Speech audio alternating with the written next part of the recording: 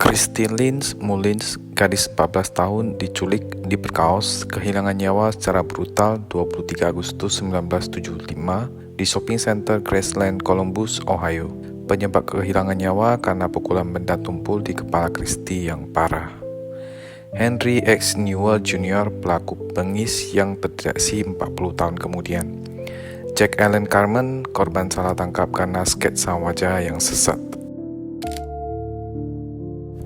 Ini adalah kasus menggemparkan dan menyisakan tanda tanya yang kebenarannya terkuak setelah 40 tahun kemudian. Adalah Henry X. Newell Jr. yang pada awalnya adalah seorang saksi utama yang melaporkan Jack Allen Carmen dengan sebuah gambar sketsa yang mengarah kepada Jack Allen.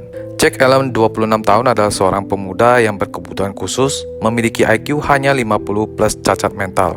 Jack juga salah satu penghuni di fasilitas penampungan Volunteers of America. 3 Desember 1975, Jack didakwa atas penghilangan nyawa tersebut dengan tuntutan yang luar biasa, yaitu hukuman seumur hidup. Saat itu Jack mengakui sebuah kejahatan yang tidak pernah dia lakukan. 2 tahun kemudian, kasus ini dibuka kembali dan diambil alih oleh pengacara pemerintah dari badan ACLU, American Civil Liberties Union, sebuah organisasi non-profit.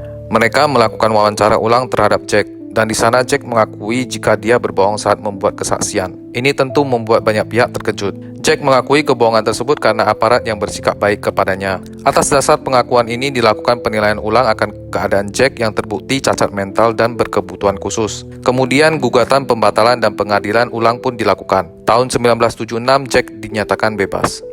1 tahun setelah kebebasan Jack, keluarga Christie mengajukan gugatan ganti rugi sebesar jutaan dolar terhadap Jack dengan maksud sebagai biaya untuk melanjutkan penyelidikan lanjutan. Tuntutan ini tidak dikabulkan oleh pengadilan.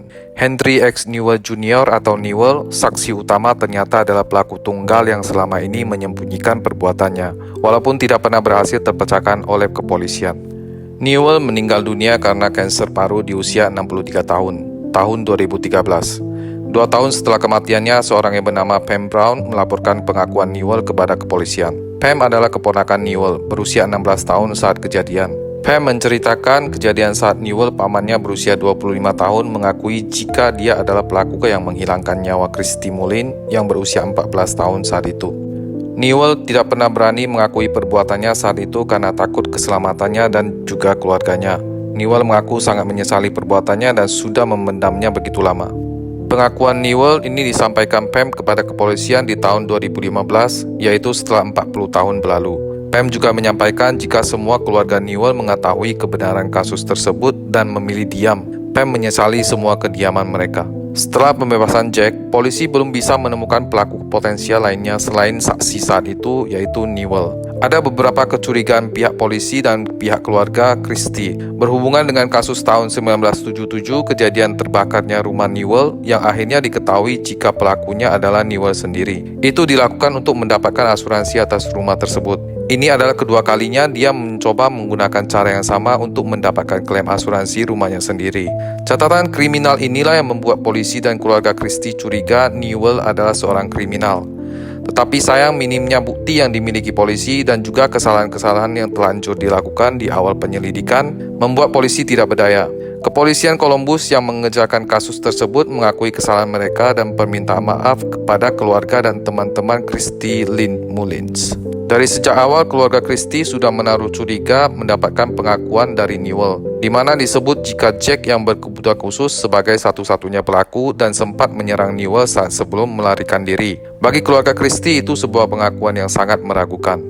Kronologi: 23 Agustus 1975, Christie Mullins dan teman sekelasnya Carol yang sedang berenang mendapat panggilan telepon dari teman Carol, yang dimana mengajak mereka untuk hadir di sebuah pertandingan cheerleaders atau pemandu sorak di sebuah pusat perbelanjaan dekat rumah mereka. Lalu mereka berdua berangkat dan tiba di sana mereka tidak menemukan apapun dan tidak seorang pun di tempat tersebut. Carol kemudian mencoba mencari jawaban di dalam gedung, meninggalkan Christie sendirian. Saat Carol kembali, dia tidak menemukan Christie di sana. Carol berpikir mungkin Christie sudah pulang saat itu tanpa ada curiga sedikit pun. Ini adalah pengakuan Carol saat ditanya petugas penyelidikan. Bagi ibu Christie, pengakuan Carol ini seolah tidak menggambarkan Christie yang sebenarnya. Christie disebut ibunya tidak menyukai cheerleaders dan juga tidak begitu dekat dengan Carol. Lantas apa yang terjadi saat Carol masuk ke gedung shopping mall? Pengakuan Newell melalui Pam Brown. Yang terjadi saat Carol masuk ke gedung, ternyata saat itu Christy dihampiri oleh Newell. Newell mengakui adalah tetangga Christy, jadi mungkin terjadi percakapan. Christy sedang duduk di pagar pembatas saat itu. Newell dan Christy akhirnya masuk ke area hutan di belakang shopping center tersebut. Newell menawarkan sesuatu hal kepada Christy. Ini tidak pernah diungkapkan apa yang mereka bicarakan dan apa yang Newell tawarkan. Yang jelas Christy menolaknya. Ini yang menjadi awal bencana buruk bagi Christy. Newell sempat mengikat Christy saat itu. Ini membuat Christy memberontak dan berteriak. Di dalam ketakutan akan ketahuan, Newell akhirnya memukul kepala Christy dengan kayu balok berukuran sedang. Hantaman kayu ini dilakukan berulang-ulang sampai Christy kehilangan nyawa. Yang dilakukan Newell saat itu adalah menculik, memperkaos, dan akhirnya menghilangkan nyawa Christy jika melawan. Dalam kepanikan, Newell merekayasa jika dia menemukan jasad Christy di hutan dan melihat pelaku penghilangan nyawa Christy. Membuat sebuah cerita di mana pelakunya adalah seorang pria yang digambarkan berbadan kurus tinggi, pemuda remaja, putih berambut gondrong, lusuh dan bercelana pendek. Ditambah satu hal, pria itu bertelanjang dada. Ini adalah sebuah gambaran yang mengacu kepada seseorang yang bernama Jack Allen Carmen, pemuda yang berkebutuhan khusus yang sering terlihat sekitar lingkungan mereka. Saat itu Newell juga bertelanjang dada, tapi dia mengaku jika bajunya dilepaskan untuk menutupi jasad gadis yang dia temukan tersebut. Ini sebuah kecurigaan yang tidak didalami oleh kepolisian saat itu. Kejadian ini adalah rangkuman kesimpulan dari pengakuan Newell dan Carol tahun 1975 yang ditutup dengan laporan dari Pam Brown tahun 2015. Sebuah puzzle misteri yang akhirnya digabungkan dan mengarah ke satu pelaku, yaitu Newell, yang sayangnya baru diberikan oleh Pam setelah 40 tahun berlalu. Walaupun sudah 40 tahun berlalu, keluarga Christy akhirnya tenang. Walaupun pelaku sudah tiada, setidaknya mereka sudah tenang karena pelakunya juga sudah meninggal dunia. Cara kerja kepolisian masa itu mungkin teralihkan pada satu paradigma yang dominan, menganggap kejahatan selalu dilakukan oleh orang yang berpenampilan mendukung. Misalnya berpenampilan kasar, lusuh, tidak memakai baju yang sopan, compang-camping, dan kurang meyakinkan. Sebaliknya lebih mempercayai pelapor yang berpenampilan meyakinkan sebagai saksi. Padahal semua yang namanya praduga tidak bersalah harus diutamakan. Apalagi tersangka dikatakan adalah orang yang berkebutuhan khusus. Kejahatan bisa terjadi dimanapun walau di lingkungan terdekat sekalipun. Newell tidak lain adalah tetangga keluarga Christy Mullin. Sungguh mengerikan. Kriminal nyata ini dituliskan dalam buku karya John Oler, An All-American Murder 2014. Buku yang membangkitkan minat seorang detektif kasus lama, Steve Eppert, untuk melakukan penyelidikan ulang kasus Clintonville Mullin Case.